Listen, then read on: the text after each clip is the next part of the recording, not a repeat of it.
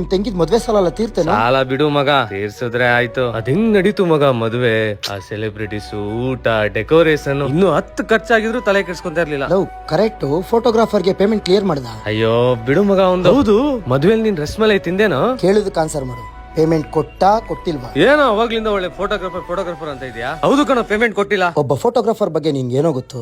ಇವತ್ ನಿನ್ ತಾಯಿ ಫೋಟೋ ನೀನ್ ಪೂಜೆ ಮಾಡ್ತಿದ್ಯಾ ಅಂದ್ರೆ ಅವತ್ ಯಾವತ್ತೋ ತೆಗ್ದಿರೋ ಒಬ್ಬ ಫೋಟೋಗ್ರಾಫರೇ ಕಾರಣ ಕಣ. ಒಂದ್ ಕಡೆ ಸಾಲ, ಲೋನು, EMI ಅನ್ನೋ ಕಮಿಟ್ಮೆಂಟ್ ಮನೆ ಬಾಕ್ಲು ತಡ್ತಾ ಇರುತ್ತೆ. ಇನ್ನೊಂದ್ ಕಡೆ ಆರೋಗ್ಯ ಹಾಳಾಗಿ ಸಾವು ಎದೆ ಬಾಕ್ಲು ತಡ್ತಾ ಇರುತ್ತೆ. ಇದೆಲ್ಲ ಮರ್ತು ಒಪ್ಕೊಂಡಿರೋ ಕೆಲ್ಸನ ಖುಷಿಯಾಗಿ ಮುಗಿಸ್ಕೊಡ್ತಾನೆ. ಈ ಜನರು ಹತ್ರ ಖುಷಿ ಪಡ್ತಾರೆ, ಹತ್ರ ಇದ್ರೆ ದೂರ ಮಾಡಕ್ ಕಾಯ್ತಾ ಇರ್ತಾರೆ. ಇಂಥವ್ರ ಮಧ್ಯೆ ಸರ್ ಹತ್ರ ಬನ್ನಿ ಸರ್, ಸ್ವಲ್ಪ ಸ್ಮೈಲ್ ಮಾಡಿ ಸರ್ ಅಂತ ಹೇಳೋ ಒಬ್ಬ ವ್ಯಕ್ತಿ ಯಾರು ಇದ್ರೆ ಒಬ್ಬ ಫೋಟೋಗ್ರಾಫರ್ ಮಾತ್ರ ಕಣೋ.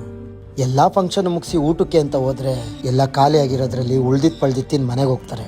ಅದ್ರಲ್ಲೂ ನಿಮ್ಮಂತ ಕ್ಲೈಂಟ್ಗಳು ಸಿಕ್ಕಿ ಪೇಮೆಂಟ್ಗೆ ಆಟ ಆಡ್ಸಿದ್ರೆ ಆ ಜೀವ ಹೆಂಗೋ ತಡಿಬೇಕು? ಸರ್, ಪೇಮೆಂಟ್ ಕ್ಲಿಯರ್ ಆಗಿದೆ. ನನ್ನ ಫೋನ್ ಡಿಸ್ಪ್ಲೇ ಹಾಳಾಗಿತ್ತು. ಮುಂದೆ ಆದ್ರೂ ನಿಮ್ಮ ಮನೆ ಫಂಕ್ಷನ್ಸ್ಗಳಲ್ಲಿ ಫೋಟೋಗ್ರಾಫರ್ಸ್ನ ಕರ್ಸ್ಕೊಂಡಾಗ ಎಷ್ಟು ಜನ ಇದ್ದಾರೆ ಅಂತ ನೋಡಿ ಎಲ್ಲ ಊಟದ ಐಟಮ್ಸ್ನ ಸ್ವಲ್ಪ ಎತ್ತಿಕ್ಕಿ. ಆ ಜೀವ ಊಟದಲ್ಲಾದ್ರೂ ಸ್ವಲ್ಪ ತೃಪ್ತಿ ಪಡ್ಲಿ. ಈ ಒಂದು ವಿಡಿಯೋ ಎಲ್ಲ ಫೋಟೋಗ್ರಾಫರ್ಸ್ಗೂ ಡೆಡಿಕೇಟ್ ಮಾಡ್ತಾ ಎಲ್ಲ ಫೋಟೋಗ್ರಾಫರ್ಸ್ನೂ ರೆಸ್ಪೆಕ್ಟ್ ಮಾಡೋಣ. ದಯಮಾಡಿ ಪೇಮೆಂಟ್ಗೆ ಮಾತ್ರ ಯಾರು ಆಟ ಆಡಿಸ್ಬೇಡಿ.